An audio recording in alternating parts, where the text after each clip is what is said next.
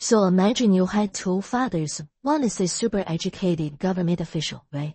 The other, an 8th grade dropout who ended up a millionaire. And, get this, they gave you totally opposite advice about money.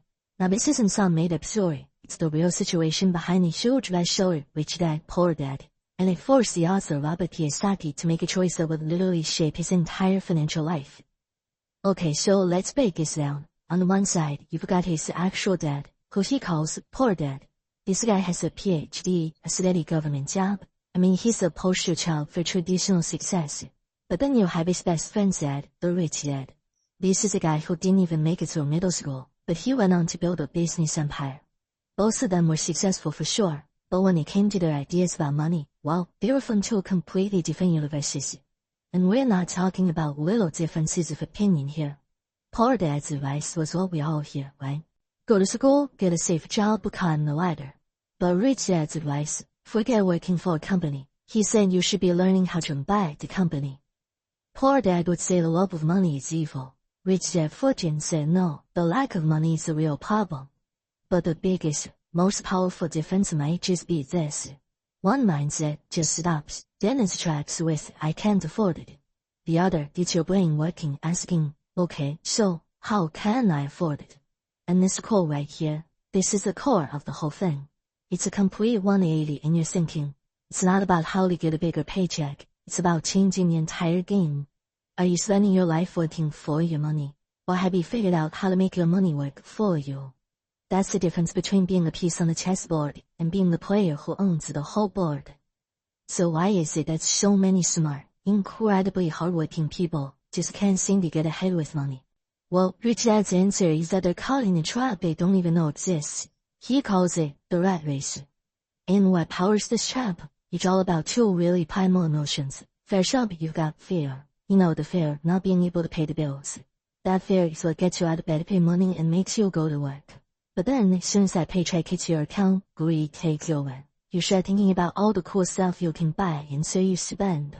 Getting more money doesn't actually solve the problem. It just makes the wheel spin faster, trapping you deeper inside this loop. And this is what that loop looks like in real life. You get up, you go to work, you pay your bills, and then you do it all over again the next day, and the next. A bigger salary just means you have bigger bills to pay. It's this frustrating, soul-crushing cycle that so many people are stuck in, working their tails off and slowly moving forward. So, Rich Dad's very first lesson for a young 9-year-old Kiyosaki was all about how to break out of this cycle. It all started with a job offer that, on the surface, seemed completely unfair, but it was actually the most important first step in his entire financial education. Rich Dad offered him a job for 10 cents an hour. I'm not kidding, 10 cents. You had to spend hours dusting canned goods in the store. It was meant to feel like an insult, to make him angry.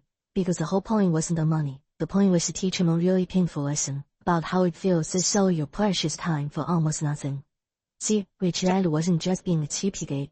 He was letting life be the teacher. That feeling of being underpaid, being taken for granted, that was the push. The real lesson was to stop just reacting with emotion, blaming your boss for the low pay, and to start actually thinking. The problem wasn't the 10-cent wage. The problem was choosing to work for a wage in the first place. And the final piece of the lesson, he made them work for free. Nothing. Zero. And with no paycheck to wait for. Kiyosaki and his friend were suddenly forced to open their eyes and look around. And what did they see? The store owner was just throwing away old comic books. So they asked if they could have them, started a little comic book library in the basement and charged the other neighborhood kids a mission to come in and read. All of a sudden, poof, they weren't working for money anymore. They created something, an asset, that was making money for them. And that very first lesson, as powerful as it was, all boiled down to one simple rule. This one rule is the absolute foundation of the entire Rich Dad philosophy. It's the big idea that separates the wealthy from, well, everyone else. Honestly, it sounds almost too simple to be true, but this is it. This is the bedrock of building wealth. The rule is, you have to know the difference between an asset and a liability. And then, you spend your life buying assets. The reason most people never get ahead is because they just don't get this fundamental difference. So, Rich Dad just cuts through all the complicated financial jargon. For him, an asset is incredibly simple. It's something that puts your money in your pocket. That's it. Full stop. Think of a rental property that brings in rent each month, or stocks that pay you dividends. And a liability, well, it's the exact opposite. It's anything that takes money out of your pocket. Simple as that. Car payment, credit card bill, a loan, anything that drains your cash. The only thing that matters is which way the money is flowing. And here is the big trap. This is the mistake that keeps people stuck. Most people spend their lives buying liabilities, things that are constantly costing them money, all while thinking they're buying assets. The rich, they do the complete opposite. They put all their focus on acquiring true, income-producing assets. So, what does this actually look like day to day? Well, the difference becomes incredibly obvious. Crystal clear when you actually map out the cash flow of the middle class and compare it to the rich.